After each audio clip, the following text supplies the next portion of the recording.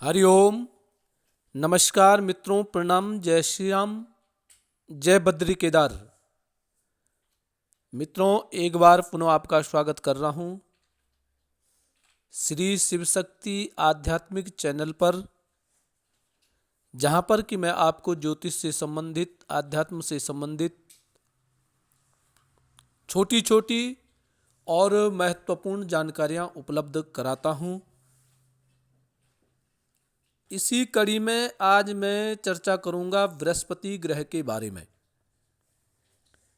जन्म कुंडली में बृहस्पति ग्रह का क्या योगदान होता है और कहाँ ज़्यादा प्रभावशाली बृहस्पति होता है, उसके बारे में आपको जानकारी दूंगा। वीडियो प्रारंभ करने से पहले आपसे पुनः यही निवेदन, यदि आपने अभी तक चैनल को सब्सक्राइब नहीं किया है तो प्लीज़ चैनल को सब्सक्राइब अवश्य करें, वीडियो को अंत तक देखें और मित्रों, यदि आपको ठीक लगती है तो शेयर भी अवश्य करें, साथ साथ में लाइक भी करें, कमेंट भी करें। तो आओ देवगुरु बृहस्पति के बारे में थोड़ा चर्चा करते हैं। सबसे पहले मित्रों ये जान लें कि जन्म कुंडली में देवगुरु बृहस्पति यदि ठीक स्थिति में है तो वह सारे ग्रहों का जो कुप्रभाव है वह समाप्त करने की क्षमता देवगुरु बृहस्पति में रहती है। परंतु ये भी नहीं है कि बृहस्पति ग्रह ठीक है, अन्य ग्रह खराब है तो उनको नगण्य कर दें। परंतु यदि बृहस्पति ग्रह आपका ठीक स्थिति में है तो वह जातक की बुद्धि को एकाग्र करता है और मनुष्य गंभीरता से कोई भी कार्य कर देता है। देवगुरु बृहस्पति जन्म कुंडली में जिस भी घर में बैठा हो, जिस भी भाव में बैठा हो, सबसे पहले मित्रों ये ध्यान में रखना पड़ता है कि उस घर से संबंधित जो भी कार्य है उस कार्य में आपको ईमानदारी रखनी पड़ेगी।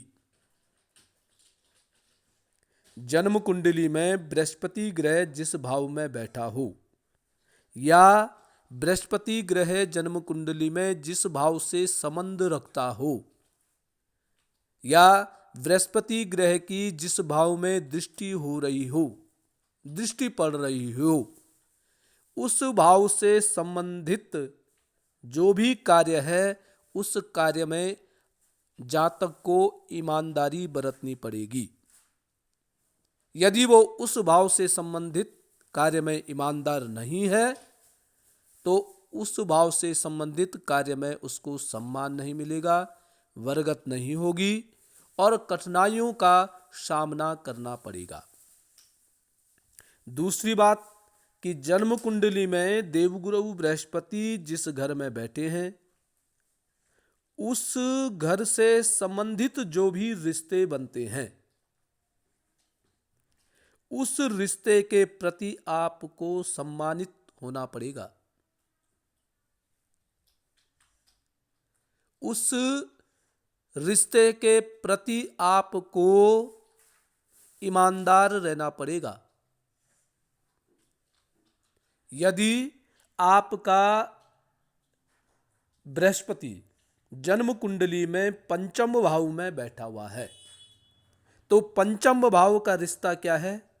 संतान, प्रेम और कार्य क्या है? बुद्धि। तो संतान के प्रति आपको ईमानदार रहना पड़ेगा। छल कपट झूठ फरेब यदि आप अपने संतान के प्रति करेंगे तो संतान भी आपको ऐसे समय पे धोखा देगी जिसके बारे में आपने कभी सोचा भी न हो। तो देवगुरु बृहस्पति जहां भी जिस भी भाव में अपना संबंध बनाता है उस भाव के प्रति आपको ईमानदार रहना पड़ेगा, अन्यथा जीवन कठिनतम हो सकता है। दूसरी बात, वैवाहिक जीवन में देवगुरु बृहस्पति बहुत अच्छा फल नहीं देता है। वैवाहिक जीवन में शादी के बाद यदि आपको सुख नहीं मिलता है तो मित्रों, आप अपनी जन्म कुंडली में देखेंगे कहीं न कहीं देवगुरु बृहस्पति या सूर्य सप्तम भाव से संबंध रखते हैं। या ये भी कह सकते हैं, यदि आपके सप्तम भाव में देवगुरु बृहस्पति या सूर्य अकेले बैठे हुए हैं तो वो दाम्पत्य जीवन में कमी करते हैं, वैवाहिक जीवन में सुख की प्राप्ति नहीं होती है, या दाम्पत्य जीवन प्रभावशाली हो सकता है। भले ही समाज में उनकी पहचान होगी, समाज में उनका मान होगा, सम्मान होगा, परंतु जो दाम्पत्य जीवन की पर्सनल जो लाइफ है उसके सुख में कमी रहेगी। तो इसके लिए उपाय है मित्रों कि बृहस्पति ग्रह की पूजन करना, बृहस्पति ग्रह का पूजन करना और साथ साथ में सूर्य का भी पूजन करना। बृहस्पति ग्रह का पूजन सबसे अच्छा है कि यदि विष्णु सहस्त्र नाम आपके यहाँ पड़ी हुई है तो उसका नित्य पाठ करना, या कुछ नहीं कर सकते हैं तो ओम नमो भगवते वासुदेवाय इस मंत्र का जाप करना। प्रातः काल उठ करके सूर्य को अर्घ्य चढ़ाना, सूर्य का पूजन करना, क्योंकि देवगुरु बृहस्पति और सूर्य दाम्पत्य जीवन में परेशानियां उत्पन्न कर देते हैं। तो मित्रों, ये बृहस्पति, देवगुरु बृहस्पति से संबंधित सूक्ष्म जानकारी मैंने आपको प्रस्तुत की है। आज के लिए बस इतना ही। कल पुनः किसी नई जानकारी के साथ आपके सामने प्रस्तुत होऊंगा। तब तक के लिए नमस्कार, प्रणाम, जय श्री राम, जय बद्री केदार।